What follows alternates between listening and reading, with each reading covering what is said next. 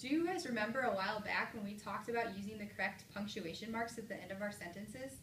I have been noticing lately in your guys' writing that we need a little more practice with these punctuation marks.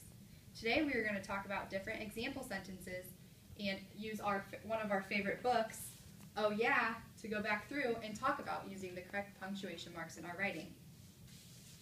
So we're going to first talk about the 3 different sentences and the 3 different punctuation marks. This is a cat. Can anybody tell me what type of punctuation mark we use for this sentence? Cheyenne? A period. Good. What do you notice about the tone in my voice when I read that sentence? This is a cat. It's normal. Great. Or flat. Is this a cat?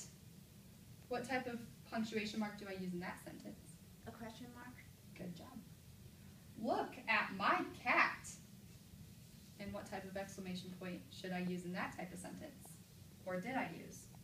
An exclamation mark. Great. And what did you notice about my voice in that sentence, Cheyenne? It's higher. Good. Okay, now that we use these example sentences to go back through our punctuation marks, we're going to talk about punctuation marks and your voice. So, when you're writing a sentence with an exclamation point, you need to make sure your voice goes up. Can everybody read this example sentence with me to practice using an exclamation point? No way. Good job. So when you use a period, your voice drops. Can everyone read the example sentence with me for a period? I like dogs. Great. Now we're going to use a question mark. When you use a question mark, your voice goes up and then pauses. So let's use the example sentence and read it together. Do you like pizza? Good. Okay, now we're going to go back through our mentor text, Oh Yeah, and read back through a couple of sentences using the 3 different types of punctuation mark we talked about. A period, question mark, and an exclamation point. I'm going to read the sentence using all different types of punctuation marks, and I'd like you guys to tell me which one sounds the best. So the first sentence we're going to use is, one time my friend Jared and I camped out in the backyard. And now I'm going to use a different type of punctuation mark for the same sentence. One time my friend Jared and I camped out in the backyard. Or, one time my friend Jared and I camped out in the backyard. Which type of punctuation mark sounds best with the sentence? Exclamation point. Good job, Brianne. Okay, now we're going to go to another page and do the same thing we just did.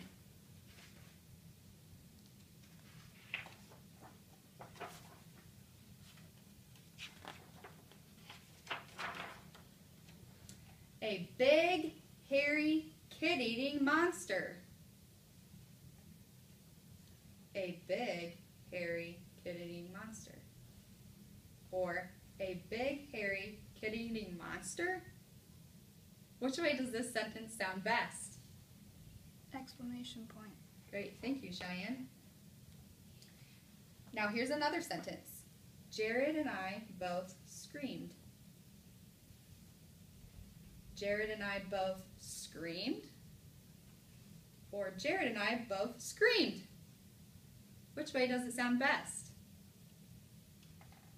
Period. Good job, Cheyenne. And now for our last sentence.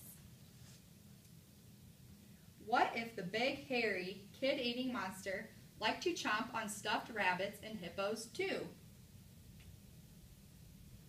What if the big, hairy, kid-eating monster liked to chomp on big, stuffed rabbits and hippos too?